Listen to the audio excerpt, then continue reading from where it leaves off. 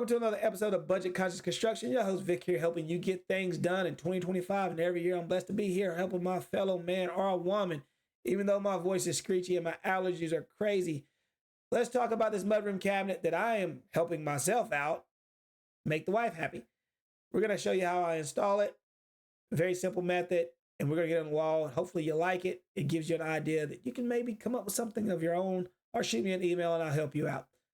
With that being said, I actually had the inspection on the shop today. I'm very excited about it because the list of things that I need to fix was very small. I don't think I was expecting it to be that simple. We're going to get some content on that as well. And I'll show you some of the things that he's making me go over, but it's really not that bad. So stick around, bear with me, enjoy.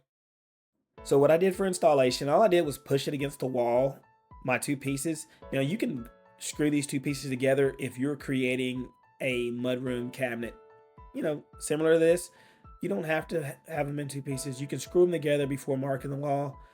I just pushed them together and slid them up against the wall and left it.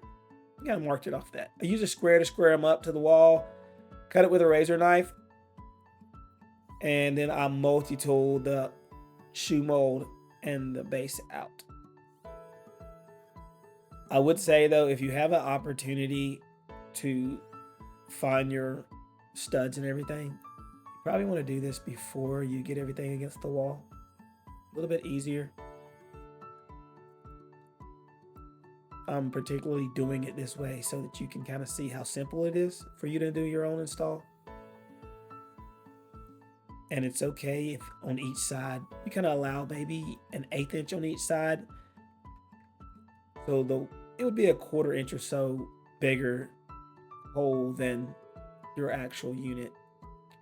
Now I use some GRK screws. I'll probably show that somewhere on here. Regular cabinet screws to mount them together. They work really good, and normally I don't have a pull away problem where the wood pulls away from each other over time. We use these all the time on cabinet installs. So as you'll see right here, I'm going to just level it, and then I'm going to mark those marks on the wall with a pencil. That way I don't have to put the level back up there. I already have a little mark on the wall.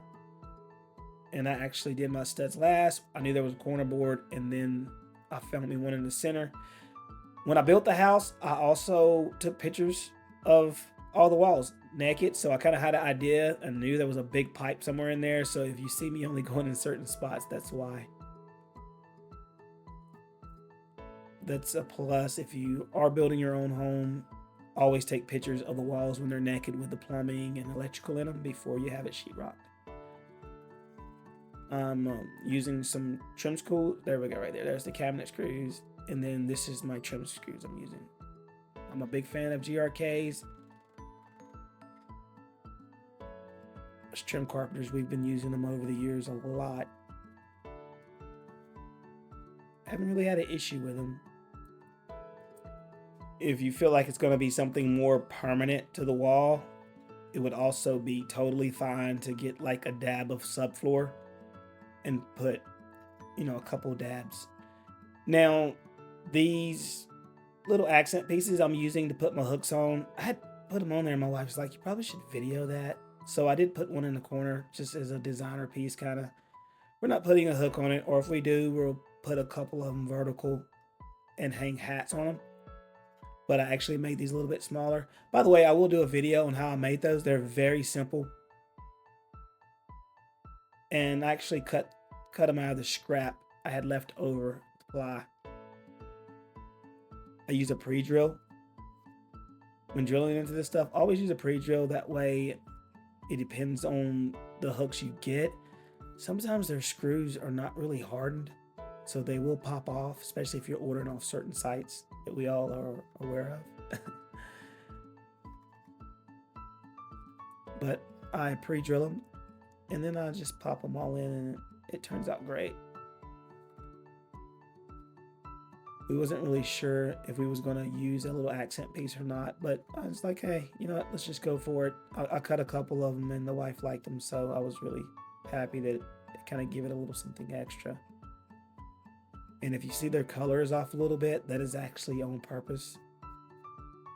I kind of timed my stain to sit on there a lot longer so that it just didn't look like the back side of it. It actually looked like an accent piece. And it's the same stain. I just let it sit on there longer and got it heavier on there.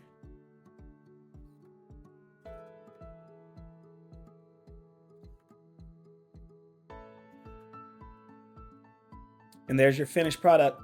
So hopefully you liked it. Maybe it encouraged you to get out and build something. You kind of have an idea of what to do. You got some ideas, shoot them to me. I'm more than willing to help. And I will post a video of those little accent pieces. Very cheap to make. So we'll see you on the next one. Like, share, subscribe. This budget's so tight, the goats are saving cheese, mama.